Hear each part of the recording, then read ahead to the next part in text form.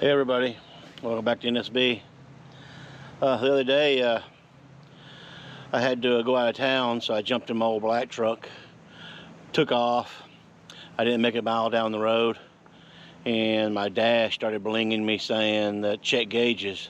So I checked the gauge. It had an alternator that went out. So I turned around, came back home, took the alternator off, put it in my floorboard of the old white truck here, the Cummins, and started. I had to go to the parts house to get a new alternator. And I started this truck up. It run probably 10 seconds and it died. It wouldn't start back. So after investigating what was going on with it, the fuel cap on the filter fuel cap was pouring oil out of it, or fuel out of it. So, which is pretty much this cap here, and it's squirting out over here on this one side. I'm assuming it's cracked or got a bad seal. I don't know. Needless to say, I went and bought a new filter, and I got me a new cap with a new seal. So we're going to take it off. And the big thing is we're going to have to bleed the system, and I'm going to show us all how to do that too. All right, let's get this off here.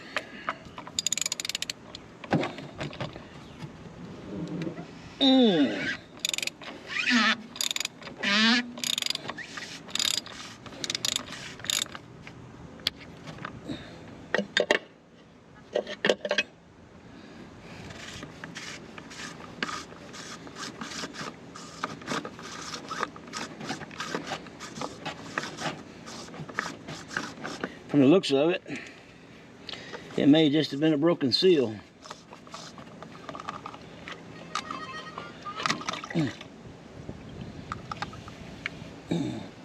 Because right there's the seal is broke. So I may not need the cap, but just on the safe side I wanted to get one.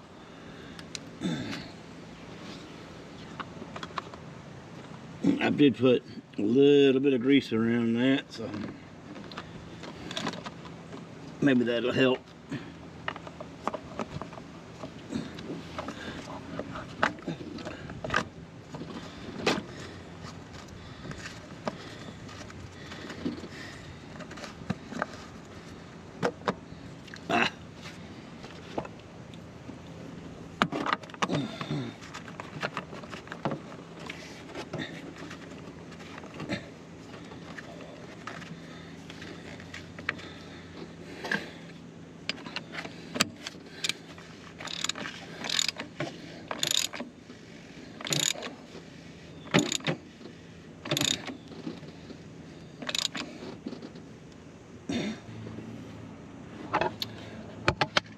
I got the cap back on.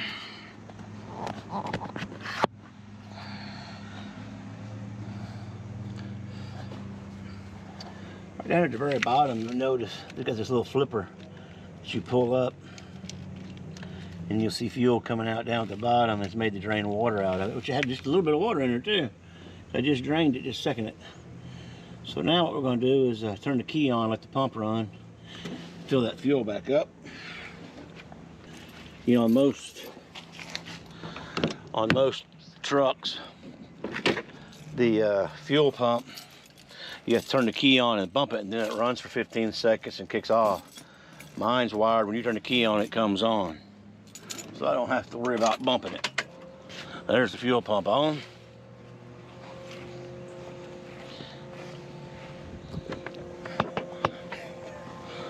We ain't squirting no fuel. You can see it's really dumping fuel out there. Now I'm gonna bleed the air out of it with this petcock up top here.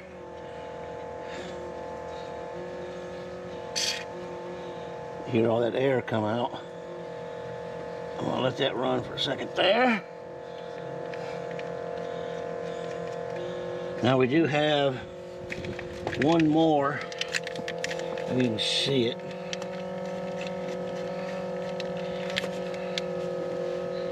Comes into the fuel filter.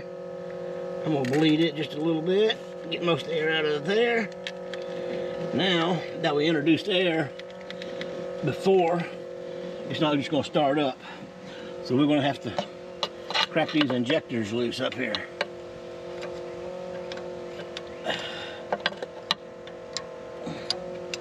There's one, and we're going to do this one here. All you need to do is about 2 of them. So these are loose.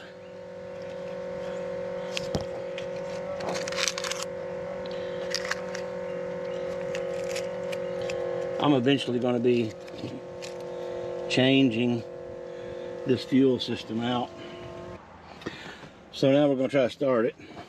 I'm going to do this in cycles because it's probably not going to start right up.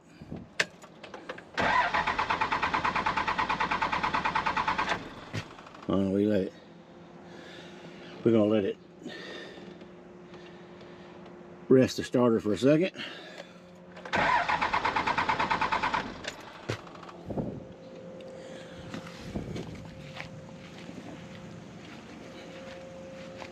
I've had to use starting fluid before. I don't see no fuel coming up there yet. We'll do this 3 or 4 more times. If it don't start, we're going to put some starting fluid to it.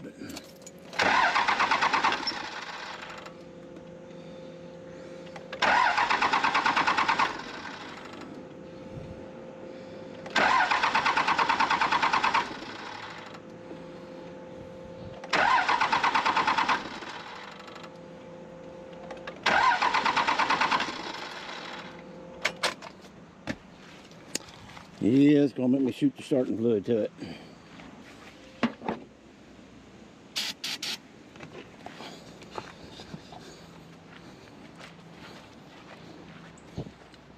You know, watch it, you'll vapor lock them.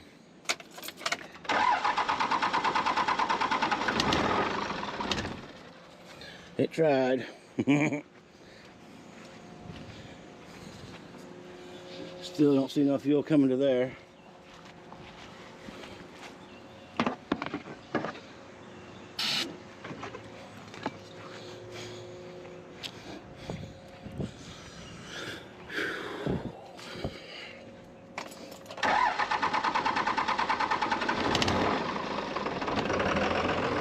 Oh, we got her now.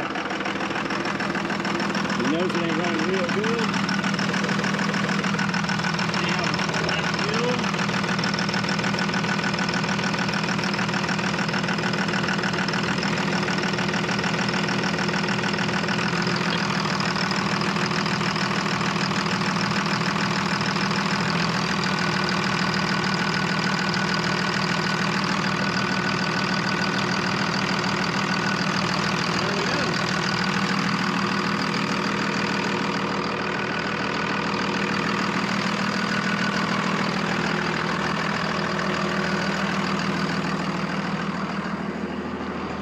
So that's how you bleed the air out, make one fire back up. Sometimes, you know, most of the time, wouldn't have had starting fluid with it, but this one it seemed like I've always had to do that if I lost pressure like that. But that's the reason in my service truck I carry a can of starting fluid. Just for that reason. You never know.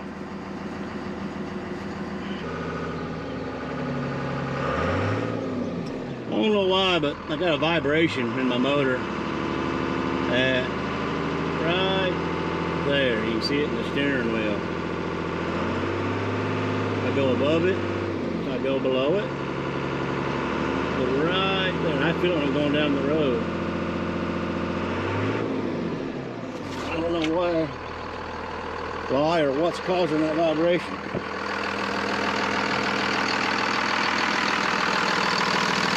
Maybe someone can tell me.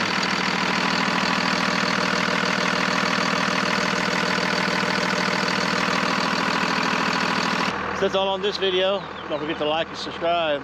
And if anybody knows what's causing a little vibration between 18 and 2000, chime in. Appreciate it. Until next time.